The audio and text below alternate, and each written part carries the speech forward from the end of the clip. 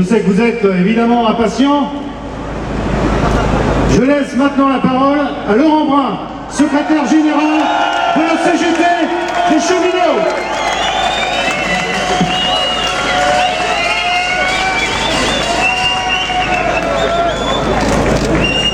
Alors il y a du malaise à la SNCF, mais a priori il y a de la motivation aussi. Chers camarades, chers amis, merci d'avoir répondu présent à cette nouvelle initiative d'alerte et de revendication de la Fédération CGT des cheminots concernant les gares et le service public. Si nous nous rassemblons aujourd'hui devant la gare du Nord, c'est qu'il y a urgence pour les gares. De nombreuses mobilisations locales, ça a été dit, partout en France, ont été organisées ces derniers mois par les associations d'usagers, les élus locaux et les syndicats CGT pour dénoncer la disparition de ce maillon indispensable du service public ferroviaire. Une politique de fermeture massive de guichets, de gares, de boutiques ou de centres de vente à distance est en effet à l'œuvre. Ce choix de casse s'appuie sur deux arguments, la baisse de la fréquentation et le numérique. Le rapport Spinetta, qui a inspiré la réforme ferroviaire de 2018, et un certain nombre d'autres rapports, ont mis en avant des chiffres pour justifier cette pseudo-rationalisation des gares. Par exemple, le chiffre suivant, 249 gares en France accueilleraient moins de 1000 voyageurs par an. La belle affaire. En réalité, quand on décrypte les rapports, il ne s'agit pas de gares mais de haltes, donc d'arrêts sans présence de bâtiments ou de personnel. Ce chiffre ne peut en aucun cas justifier la politique actuelle de réduction de la présence humaine cheminote dans nos gares.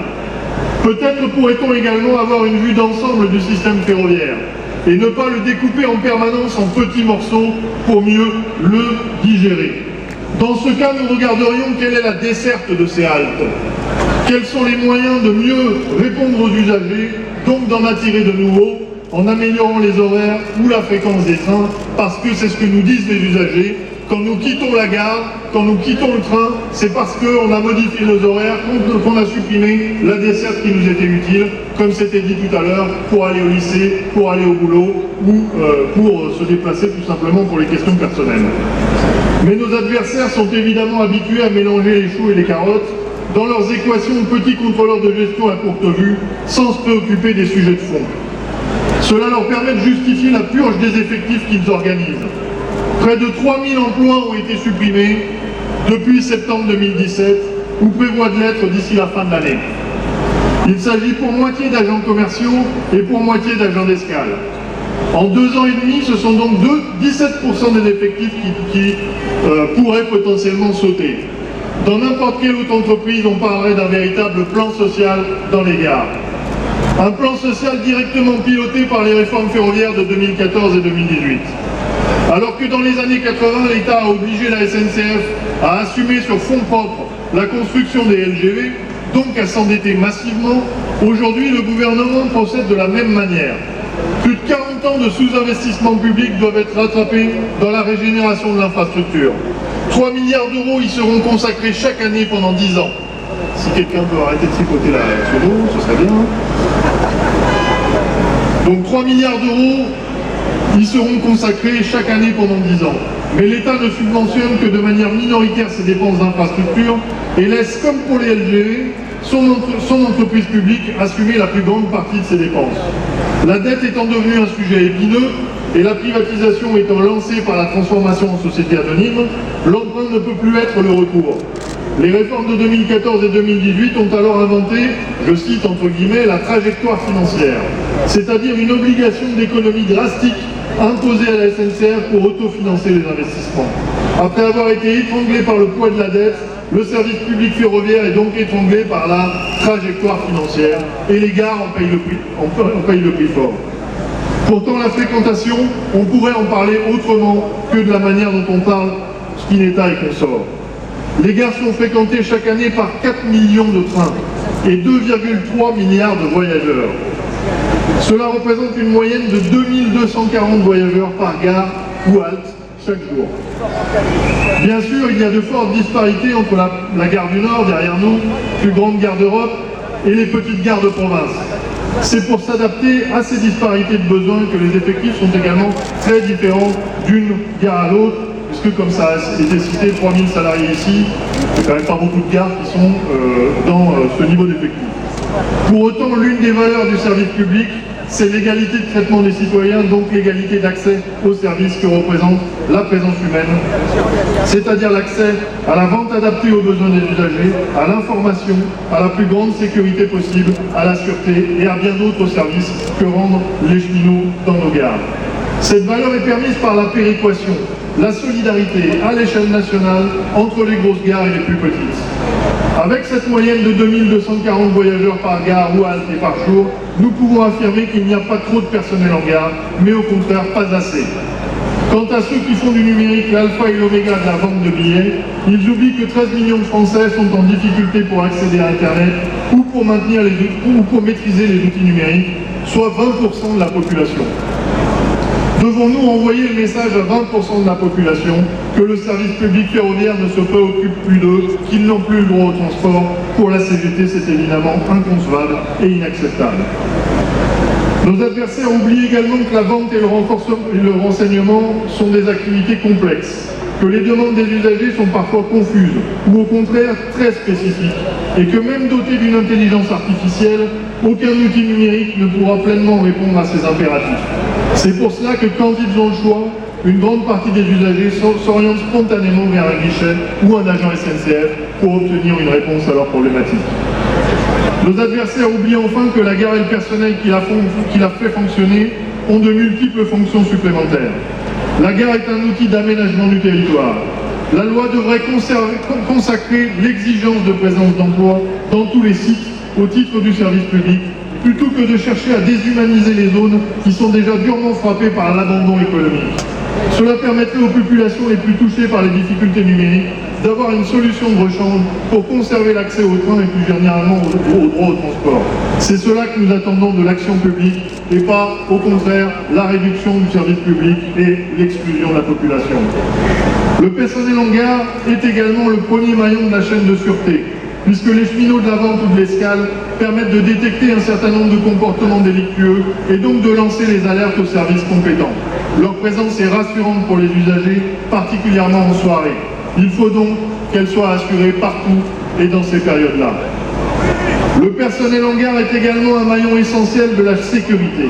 Les agents d'escale, qui sont notamment responsables des autorisations de départ des trains, ont déjà sauvé des centaines de vies en empêchant des usagers de traverser les voies ou de tenter de monter à bord d'un train qui s'est mis en mouvement, en détectant des malaises ou des chutes sur la voie et bien d'autres situations que vous connaissez toutes et tous.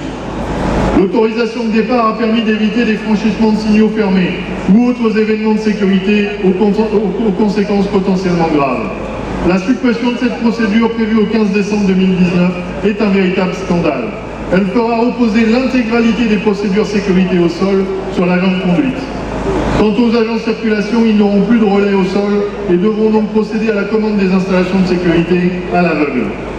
Cette suppression n'est motivée que par la logique de la concurrence, puisqu'elle vise à permettre aux futures PME privées du ferroviaire, qui n'auraient qu'un minimum de personnel et donc personne en gare, de pouvoir tout de même faire rouler leur train. Nous sommes bien loin de la sécurité maximale et l'on devrait renommer le PSF établissement public de la concurrence ferroviaire, puisque son activité principale est de tordre les procédures de sécurité au maximum pour en réduire le coût pour les entreprises ferroviaires et ainsi favoriser la possibilité de monter une entreprise avec 1 euro en poche. Les suppressions d'agents commerciaux ou d'agents d'escale en gare sont une véritable attaque du service public. Et nous n'oublions pas les services à distance. Que ce soit les centres d'appel ou les agences groupes, leur réduction prive également les usagers d'un service qui est apprécié. Les centres d'appel sont un bon complément au guichet en gare. Quant aux agences groupes, leur réduction va priver des centaines d'associations ou de structures scolaires d'un outil simple et efficace pour construire des solutions de transport collectif. Le service public, dans une diversité de réponses aux besoins, est fragilisé et menacé dans tous ses aspects. La CGT exige aujourd'hui, avec ce rassemblement, de centaines de cheminots de toute la France, la réouverture des gares et boutiques, des centres à distance et le maintien des personnels d'escale. Nous avons vu ces derniers jours que lorsque les cheminots font tous état de leur malaise, massivement et de manière coordonnée par la CGT, cela provoque du débat dans l'entreprise et à l'extérieur. Dans une interview à un journal, le tout nouveau président de la SNCF, Jean-Pierre Farandou, déclare qu'il est prêt à remettre du personnel pour limiter le temps d'attente en gare. C'est un point positif directement lié à nos actions revendicatives. Mais nous connaissons les stratégies de communication et d'enfumage de la direction SNCF. Par exemple, il n'y a pas 30 minutes d'attente dans une gare fermée. Nous annonçons donc le fait qu'on va limiter dans quelques gares le temps d'attente et fermer partout ailleurs, ou est-ce qu'au contraire il y aura de véritables moyens? La CGT affirme qu'on ne peut faire le service public ni avec une calculette, ni avec un chronomètre. Nous exigeons un débat sur le contenu du service public. La direction veut-elle répondre aux attentes des usagers, leur vendre des billets adaptés à leurs besoins, au moindre prix, leur fournir les informations, les sécuriser? Et dans ce cas-là, est-elle prête à remettre des effectifs en gare et dans les agences à distance, effectifs escale et commercial? Le gouvernement soutient-il cet objectif en desserrant l'étau de la trajectoire financière? Ce sont les questions que nous allons poser. Ce sont en tout cas les orientations que nous défendrons par nos luttes en nous rassemblant aujourd'hui et dans les suites que nous allons construire. Mais nous n'avons pas non plus choisi ce site au hasard. C'est une manière symbolique de dénoncer d'autres dérives imposées par les réformes ferroviaires de 2014 et 2018. Récemment, un scandale a éclaté suite à l'appel d'architectes de renom à revoir complètement le projet d'aménagement de cette gare. Didier y faisait référence. La CGT affirme que c'est le résultat d'une autonomie grandissante des structures de gestion des gares.